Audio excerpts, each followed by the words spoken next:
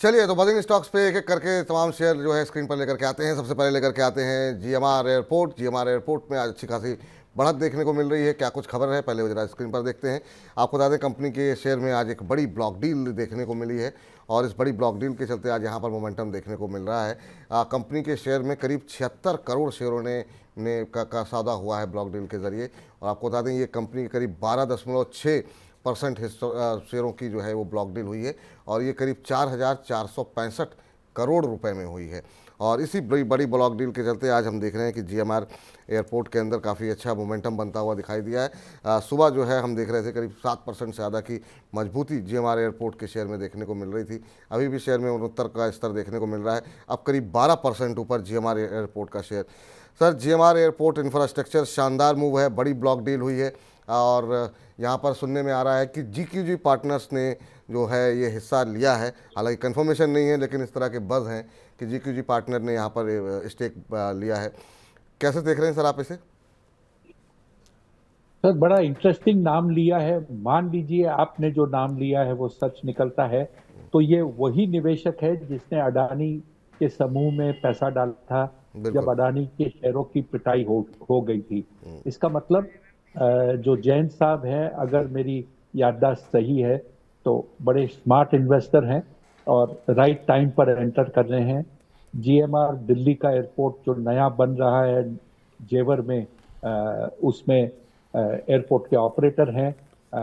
देश में जो एविएशन में जो ग्रोथ आ रही है, number of passengers, number of airports, traffic, ये सब एक काफी पॉजिटिव साइन है। सरकार कमिटेड नए एयरपोर्ट्स खोलने के लिए। मेरे ख्याल से जनवरी के महीने में अयोध्या का एयरपोर्ट भी कमर्शियलाइज हो जाएगा। मंदिर में दर्शन करने के लिए लल्ला जी का एक बहुत बड़ा एडवांटेज मिलेगा इस एयरपोर्ट से। तो मेरे ख्याल से अच्छा कंपनी है। अवश्य ये जो ब्लॉक डील हुई है इसके पीछे कई कहानियां होगी जो आने वाले दिनों में पब्लिक हो जाएगी। किसी ने सवाल ये नहीं पूछा है कि इसमें निवेश करे या नहीं, बट काफी निश कंपनी है जीएमआर ग्रुप की, जो जीएमआर इंफ्रा से अलग हुई थी कुछ समय पहले। जी। बजिंग स्टॉक में इतना ही आपको कह सकता हूँ इसके बारे में। जी। नहीं सर, लेकिन चूंकि एक ओपिनियन अगर हमारे दर्शक लेना चाहें कि इतनी तेज़ी में क्या इस समय करंट लेवल पे एंट्री की जा सकती है, या आपको लग रहा है कि 11-12% चल गया है तो थोड़ा नीचे आने का इंतज़ार करना चाहिए? विपुल जी, एक एक फंडामेंटल एक स्टाइल बता कि जिस दिन न्यूज आती है, एक शार्प मूव आता है, उसके बाद हमेशा शेयर में एक पुल बैक आता है। उस पुल बैक के लिए वेट कीजिए। 2-4 दिन समय लग सकता है, लेकिन आपको बेटर एंट्री की एक मौका अवश्य हर शेयर देता है। ठीक।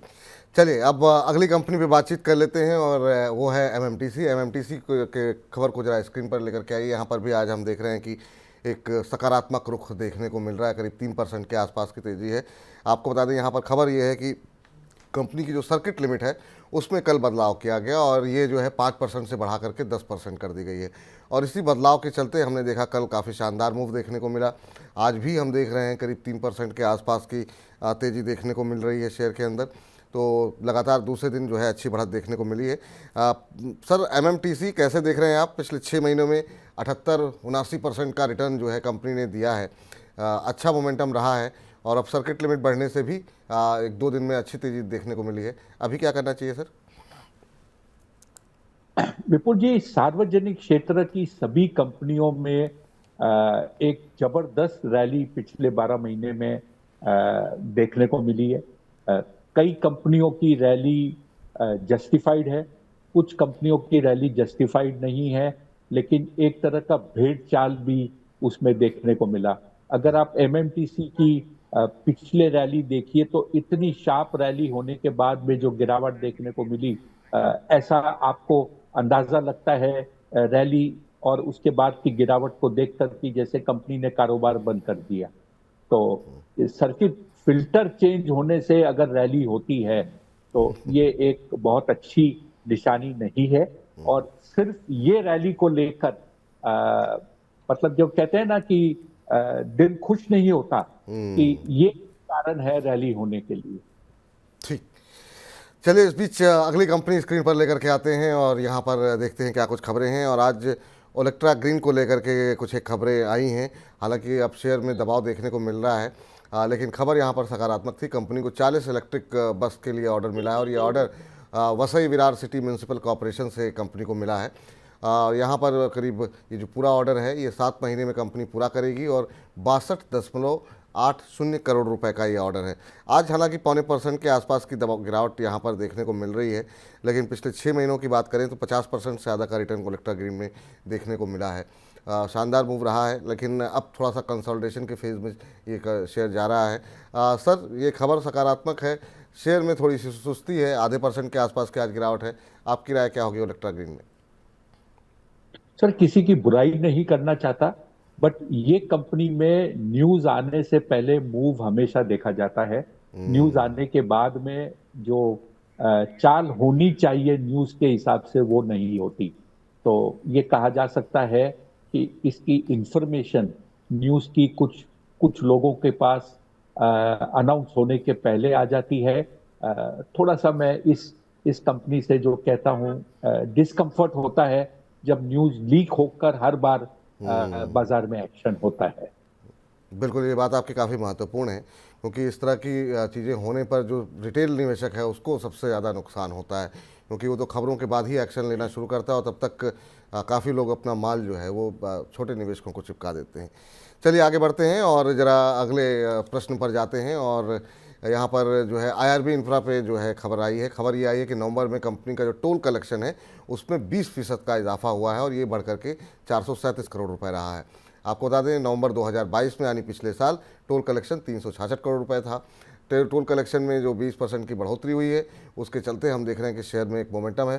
पिछले कुछ समय में 1-2 महीने में कंपनी के ऊपर काफ़ी सारी ऑर्डर्स की खबरें भी आई थी और इसके चलते पिछले 6 महीने में 40% से ज़्यादा की तेज़ी यहाँ पर देखने को मिली है। शुरुआती कारोबार में 3% की ज़्यादा की बढ़त देखने को मिल रही थी शेयर में। अभी भी 1% से ज़्यादा की मजबूती देखने को मिल रही है आईआरबी इंफ्रा के शेयर में।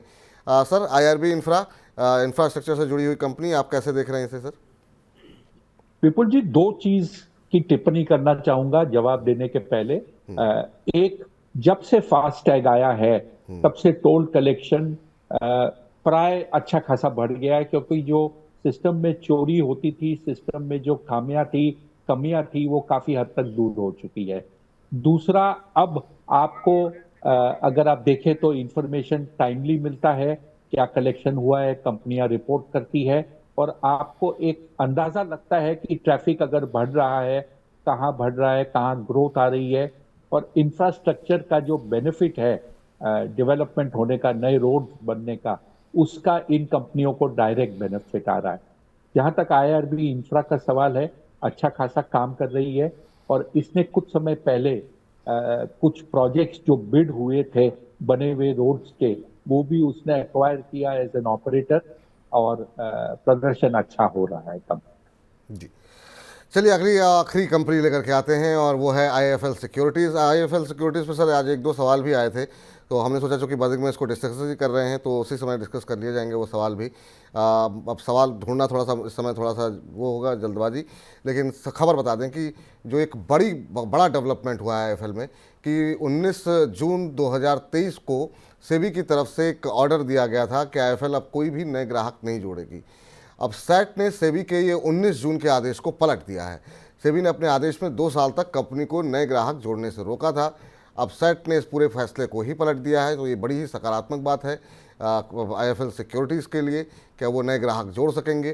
कंपनी ने क्लाइंट्स के पैसों का कोई दुरुपयोग नहीं किया है, ये कहना है सैट का।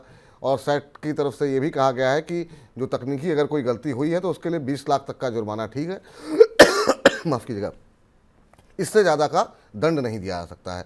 उसी खबर के चलते आज हम देख रहे हैं कि करीब 7% के आसपास की मजबूती देखने को मिल रही है। जो हमारे पास सवाल आया था वो शायद नई खरीदारी करना चाहते थे। सर, जो लोग नई खरीदारी करना चाहते हैं उनके लिए क्या सलाह रहेगी? जो लोग पहले से इसमें निवेशित हैं उनके लिए क्या सलाह रहेगी? और ओवरऑल ये जो ब्रोकरेज सेक्टर है उस पर आपकी राय जानना चाहेंगे, क्योंकि कुछ दिन पहले एंजल वन के नंबर्स आए थे और उसमें भी शानदार तेज़ी थी कि नवंबर महीने में उन्होंने रिकॉर्ड जो है क्लाइंट्स जोड़े हैं। और जिस तरीके से हम देख रहे हैं मार्केट के अंदर एक बूम बसा बन रहा है, बहुत सारे रिटेल पार्टिसिपेंट बढ़ रहे हैं, नए नए डीमैट अकाउंट्स खुल रहे हैं। ओवरऑल ब्रोकरेज हाउस सेक्टर पे आपका व्यू और IIFL सिक्योरिटीज़ पे ये जो खबर आई है? विपुल जी, अगर ब्रोकिंग क्षेत्र की बात करें तो नए क्लाइंट्स बाजार में आ रहे हैं, नया निवेश हो रहा है। और अगर आप ध्यान दें तो जो 5 इश्यू इकट्ठे आई थी मेन बोर्ड की, उसमें जो कुल पैसे जुटाए गए थे करीब 2,08,000 2,70,000 करोड़, ये नया पैसा भी इसमें शामिल था। नए निवेशक भी जुड़े हैं जो शायद फर्स्ट टाइम इन्वेस्ट किए हैं आईपीओ में।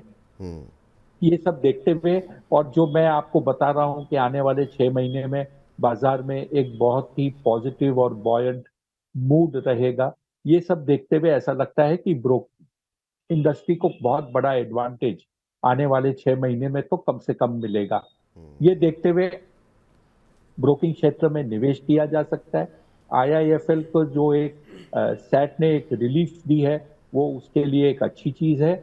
लेकिन सिर्फ ये रिलीफ मिली है इसके लिए निवेश करना, ये मेरे ख्याल से गलत होगा।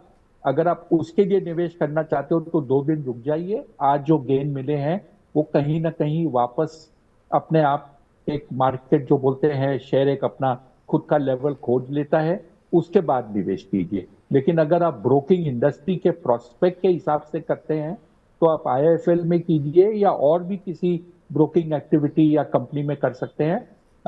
ये क्षेत्र अच्छा है। ये क्षेत्र अच्छा है। चलिए, अब फिलहाल बजिंग स्टॉक्स को अब फिलहाल के लिए इतना ही।